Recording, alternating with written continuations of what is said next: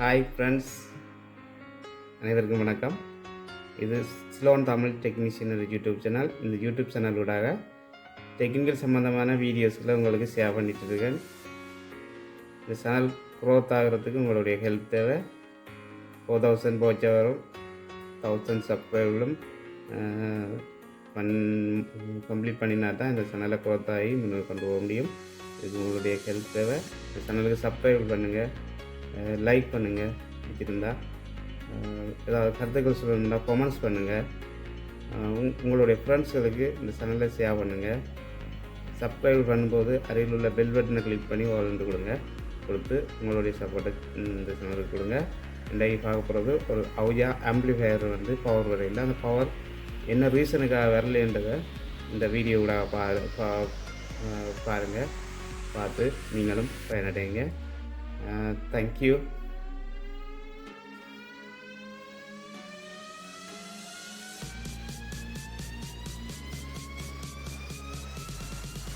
Power வேறு இல்லை. இதில் வெளியில் பார்த்தீங்கன்னா ஒரு ஃபியூஸ் ஒன்று போட்டிருக்கு. மெயின் லைனுக்கு ஃபியூஸ் போட்டிருக்குது. ஃபியூஸ் இருக்கா செக் பண்ணி பார்ப்போம். Fuse okay.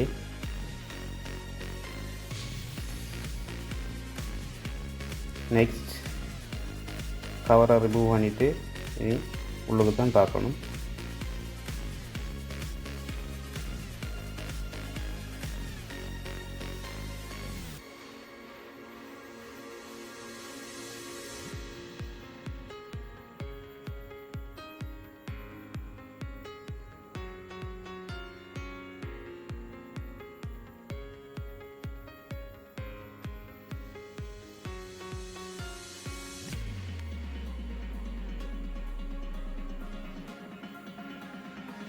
இது ப்ரைமரிக்கு ஒரு ஃபியூஸ் போட்டிருப்பாங்க. செகண்டரிக்கு ஒரு ஃபியூஸ் இருக்கும். செகண்டரிக்கு 10 ஆம்பியர் ஃபியூஸ் இருக்கும். ப்ரைமரிக்கு 5 ஆம்பியர் ஃபியூஸ் இருக்கும். செகண்டரியில் இருக்கிற ஃபியூஸ் இதில் பார்த்தீங்கன்னா ட்ரான்ஸ்ஃபார்மர்லேருந்து வர்ற அவுட்புட் வோல்டேஜ் காட்டுது, சரியாக வருது.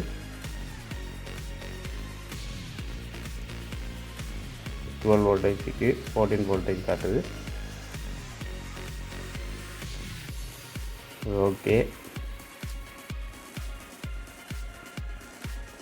AC voltage okay. ரெக்டிஃபையருக்கு வர ஏசி வோல்டேஜ் 12 வோல்டேஜ் 14 காட்டுது. கொஞ்சம் கொஞ்சம் காட்டும். இப்போ நாங்கள் ரெக்டிஃபையரால் அவுட் பண்ணதான்னு பார்க்க போகிறோம். டிசியில் விட்டு அதில் ஏசியில் விட்டு பார்த்தனால இப்போ டிசி ரெக்டிஃபையரில் அவுட்புட் வோல்டேஜ் டிசியாக தான் வரும்.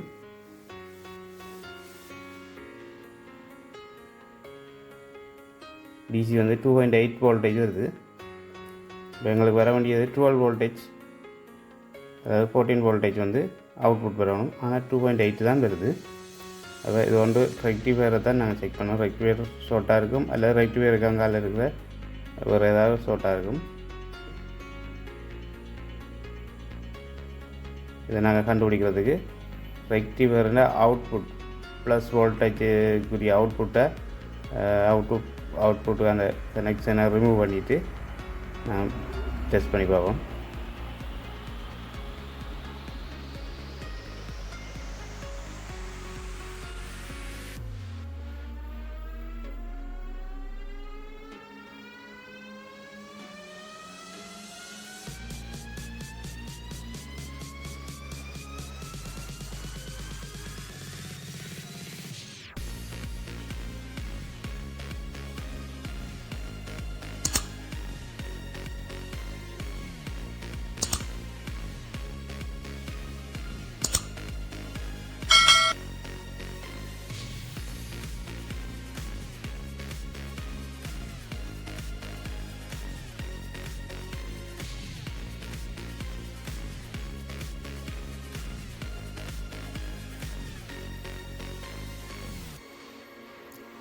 ரெக்டிஃபையரில் ப்ளஸ்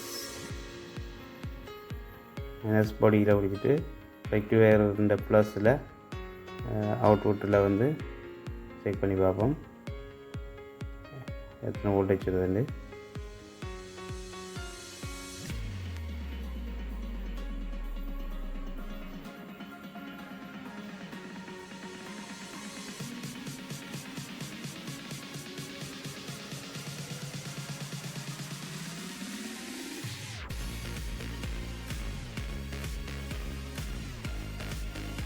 மைனஸில் காட்டுது, வோல்டேஜே வரையில்லை அவுட்புட்டால்.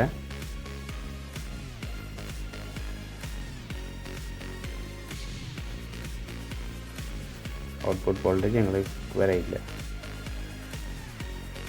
நீங்கள் அடுத்ததாக நாங்கள் வந்து ரெக்டிஃபையரை தான் செக் பண்ணணும்.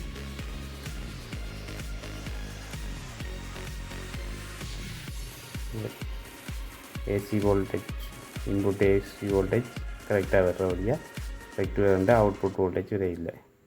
இப்போ நாங்கள் இனி ரெக்டிஃபையரை கலட்டி செக் பண்ணி பார்க்க போகிறோம்.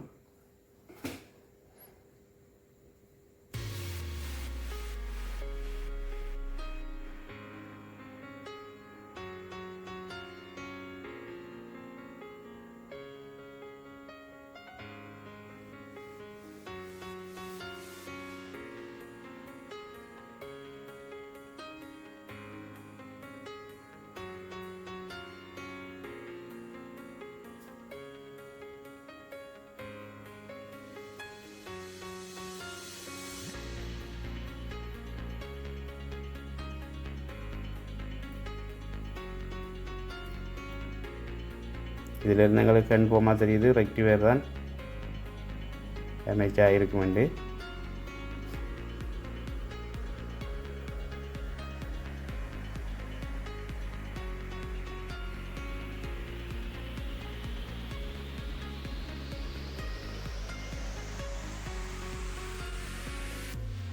இந்த ரெக்டிஃபையர் வந்து ட்ரான்ஸ்ஃபார்மர் செகண்டரியிலேருந்து வர்ற ஏசி வோல்டேஜ் வந்து டிசி ஆக்கி எங்களுக்கு அவுட்புட்டுக்கு தரும்.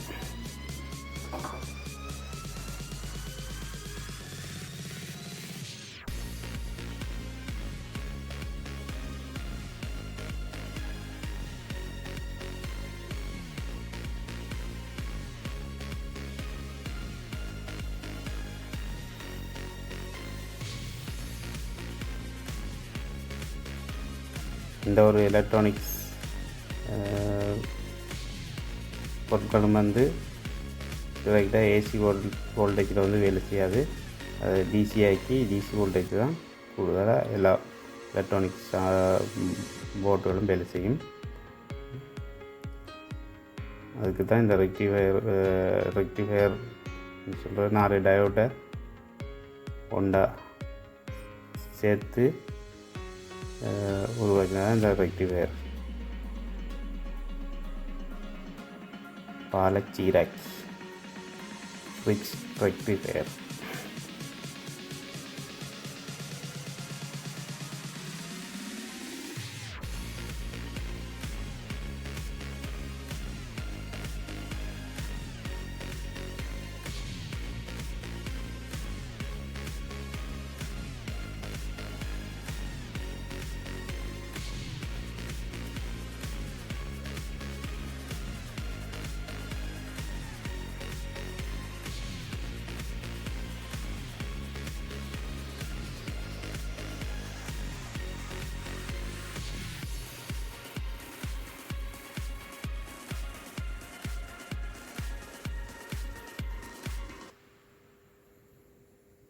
இதில் இந்த ரெக்டிஃபையரில் வந்து ப்ளஸ் அடிச்சிருக்கும் ஒரு முறையில், இன்னொன்று வந்து ஏசி சிம்பிள் போட்டிருக்கும். ஏசி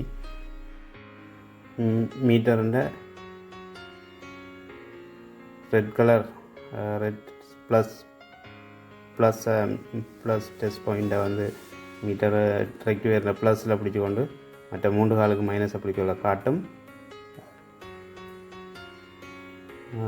மைனஸை ப்ளஸில் பிடிச்சி கொண்டு ரெட் கலர் டெஸ்ட் பாயிண்ட்டை 3 காலையும் டச் பண்ணால் கூட காட்டாது. இப்படி ரீடிங் காட்டிச்சுன்னா இது ரெக்டிஃபையர் ஓகே. ஆனால் இதில் எதுக்குமே காட்ட இல்லை. ரெக்டிஃபையர் அடிக்கிட்டுது, ரெக்டிஃபையர் ஓப்பன் ஆகிடுது, 2 பக்கமும் காட்ட இல்லை. பாருங்கள், பேர் புது ரெக்டிஃபையர் ஒன்று எடுத்து செக் பண்ணக்குள்ள இப்படி ரீடிங் காட்டுமெண்ட்டு ப்ளஸுக்கு டெஸ்ட் பாயிண்ட்டை ரெகுலர் டெஸ்ட் பாயிண்ட்டை பிடிச்சிட்டு மற்ற மைனஸை 3 காலுக்கும் பிடிக்கக்குள்ள காட்டுது, மாறி பிடிக்கக்குள்ள காட்ட இல்லை. இதுதான் ரெக்டிஃபையர். நல்லா இருக்குது, சரியாக இருக்குது.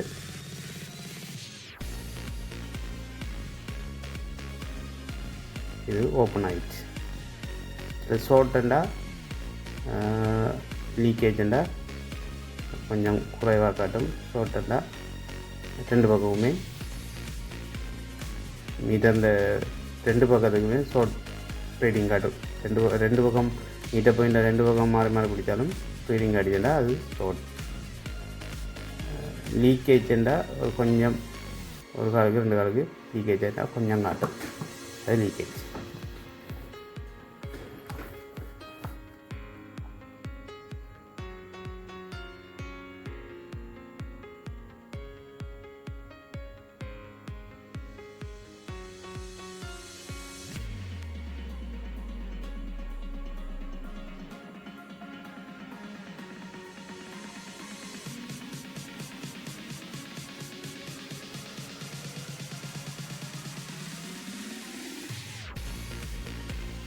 இந்த வீடியோவை ஸ்கிப் பண்ணாமல் பாருங்கள், அப்போ அவங்களுக்கு அது ஃபுல்லாக கிளியராக விளங்கும்.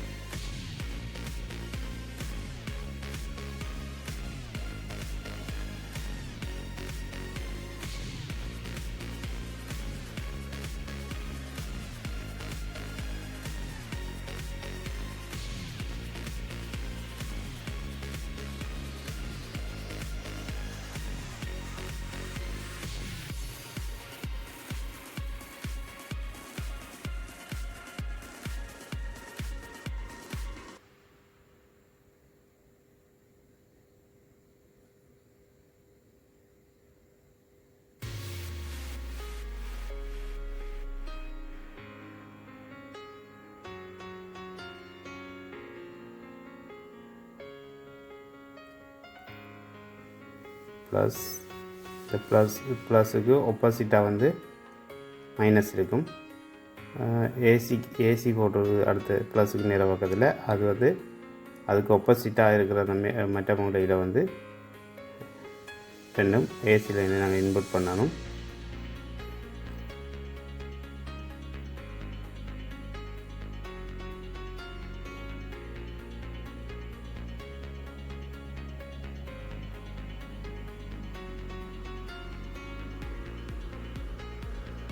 ஏசின்னா ட்ரான்ஸ்ஃபார்மர்லேருந்து வர்ற செகண்டரியிலேருந்து வர்ற அந்த 12 வோல்டேஜ் ஏசி கரண்ட்.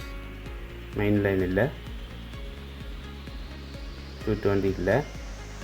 இது செகண்டரியால் வர்ற ட்ரான்ஸ்ஃபார்மரில் செகண்டரியால் வர்ற 12 வோல்டேஜ் தான் அது ஏசியாக வரும். அது டிசியாகி தான் நாங்கள் இங்கே கொடுக்கணும்.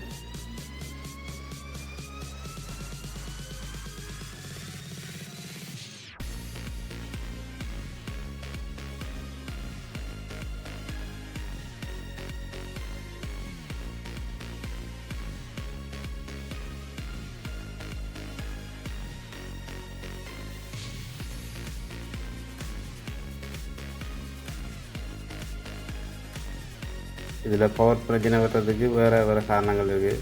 மெயின் ஃபியூஸ் பவர் பிரச்சனை இருந்தாலும் பழுதுண்டாலும் பவர் வராது. ட்ரான்ஸ்ஃபார்மர் பிரச்சனை இருந்தாலும் பவர் வராது. அடுத்தது செகண்டரியில் பிரச்சனை இருந்தாலும் பவர் வராது. ஆனால் செகண்டரியில் இருக்கிற ஃபியூஸ் அடிக்கும். போட ஃபியூஸ் அடித்து கொண்டு வந்தால் செகண்டரியில் அங்கே ஐசிஎல் எதுவும் ஷார்ட்டண்டாக ஃபியூஸ் அடிக்கும், அதாலேயும் பவர் வராமல் இருக்கும். இது ஃபியூஸ் அடிக்கலை. அப்போ நாங்கள் இதுக்குள்ளே தான் இந்த பிரச்சனையை பார்த்து இன்னும் இப்போ ஓகே சக்ஸஸ் ஆகிட்டு ரெக்டிஃபையர் தான் பிரச்சனையாக இருந்திருக்கு. தேங்க்யூ. இந்த வீடியோவை பார்த்த